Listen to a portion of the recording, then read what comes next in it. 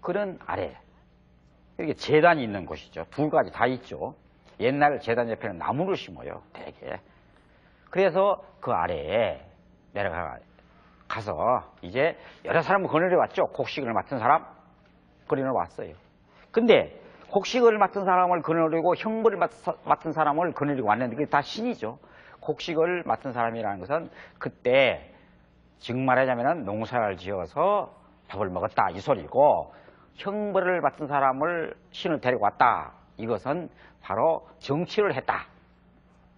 이 지배권 중에서 가장 중요한 것이 이 형벌권입니다. 특히 고대사회, 봉건사회에서는. 그래서 이런 여러 신들을 데리고 내려와서 이제 세상을 다스리려고 했는데, 그래서 그 다음에 이 보니까 곰과 호랑이가 있었는데, 이 곰과 호랑이가 이 인간이 되고 싶어요. 자꾸 인간이 되고 싶어서 이제 가서 빌었어요. 나를 좀 인간이 되게 해 주시오. 그러니까 환웅이 뭐라고 얘기하느냐면은, 그러면은 쑥과 마늘을 먹으면서 굴에 들어가서 3, 7일 동안, 7이 3번, 3번을 거치는 동안, 그러니까 3, 7은 21일 이렇게 되죠. 동안 가서 참고 그렇게 먹고 나면 인간이 될 수 있다. 그런데 그래서 곰하고 호랑이가 들어갔어요. 들어가서 이제 금기를 지키려고 노력했는데, 이 사람이 밀어나면 요즘도 곰처럼 이렇게 말하는데 사실은 그 밀어내서 그런 건 아닙니다. 곰이 좀 참을성이 많이 있어요. 배가 고파도 좀 참습니다. 요즘도 그 동물의 세계 같은 데 보면은 그 은어가 올라올 때를 기다리면서 꾸준히 그것을 떠나지 않고 참아요. 호랑이는 그런 걸 못 참습니다. 호랑이는 그리고 혼자 살아요. 이게 이상한 동물이라서 남하고 같이 더불어 살지를 못합니다. 그래서 지들끼리, 동족끼리도 집단을 이루지 않아요. 지 혼자 사냥하고 지 혼자 먹고, 그리고 그 외로움도 안 타는 모양이에요, 이건. 근데 곰은 좀 달라요. 잡식동물인데다가 참을성도 있는데다가 때로는 협동을 합니다. 자기 동료들끼리. 그리고 어느 일정한 영역 안에서도 같이 살아요. 호랑이는 지 영역 안에는 남이 들어오면 못 살아요. 다 쫓아내든가 무슨 수를 내야지. 이러니까 곰은 잘 지켰단 말이에요. 호랑이는 못 지켰어요. 그래서 갔어요. 그래서 또 곰이 인간이 되고 나서 보니까 이게 또 내가 인간에 대해서 내 할 일을 해야 되지 않느냐. 근데 또 여자로 태어났단 말이에요.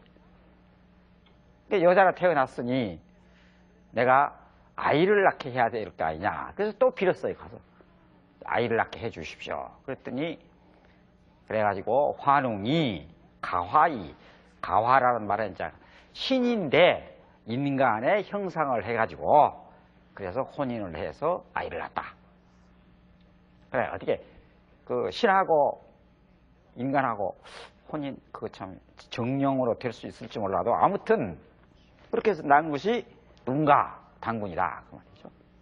그러니까 단군의 조상은 결국 하늘과 그 다음에 어머니는 곰이었으니까 곰 이렇게 되죠. 그래서 이 대목에서 우리가 짚어봅시다. 신화라는 것은 원시 공동체의 보편적인 그런 의미를 가지고 있어요. 그러니까 로마, 그리스 다 신화가 있어요. 그러면 중국이나 일본도 다 신화가 있습니다. 그러니까 우리의 신화는 단군 신화가 되는 것이죠.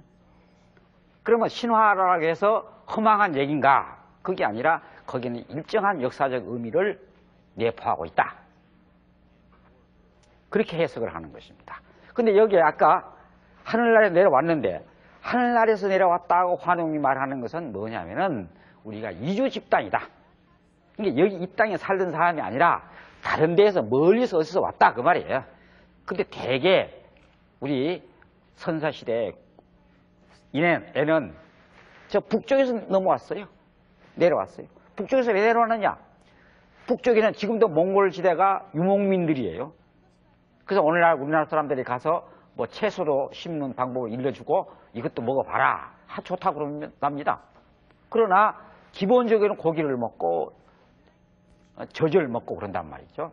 이들이 남쪽으로 자꾸 내려가요. 그 남쪽에 내려오면 이제 유목 생활을 청산하고 농사를 지어서 먹고 산다 그 말이죠.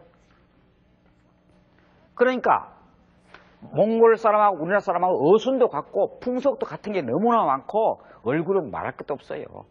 옆에 같이 비행기 타고 가는데 하도 몰라가지고 내 어린애들이 타서 처음에 너 어디 서울서 왔니? 부산서 왔니? 물어보니까 대답도 않고 자꾸 쳐다보고 그러더라고요. 나중에 알고 몽골서 왔더라고요. 이게 전혀 구분이 안 돼요. 근데 혈통, DNA 계통으로 따져봐도 이건 우리가 같은 종족이랍니다. 자, 그런데 내려왔으니까 단군의 할아버지들은 외래 집단이다. 이주해온 집단이다. 그래서 한반도 쪽에서 바다에 딱 걸리잖아요. 제일 많이 살아요. 이 지역에서. 그때 인구 밀도가 아주 높았어요. 만주나 저 위쪽보다도. 자, 그러고 그 다음에는 여기 와보니까 옛날에는 지금도 아프리카라든가 이런데 많이 그 어떤 자기들의 종족의 상징을 가지고 있어요. 그건 동물일 수도 있고 뭐 다른 것일 수도 있어요. 물고기도 있고 다 있어요.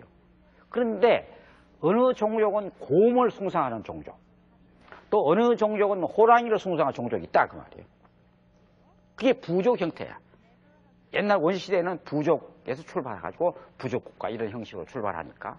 그래서 여기에 원래 먼저 와서 살던 사람, 곰을 토템으로 하는 종족과 호랑이를 토템으로 하는 종족, 이 둘이 서로 때로는 싸우기도 하고 때로는 타협도 하고 그랬단 말이에요.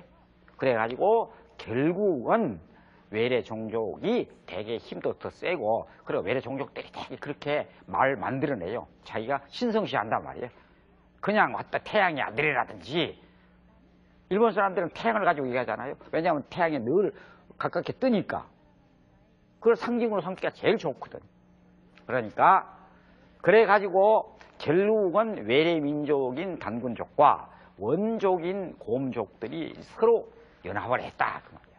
근데 우월적 지위는 누가 가지고 있느냐? 단군이 딸로 태어나는 것이 아니라 아들로 태어났다 그 말이야. 환웅은 그러면은 신이라고 하니까 뭐 제쳐놓고, 그러면은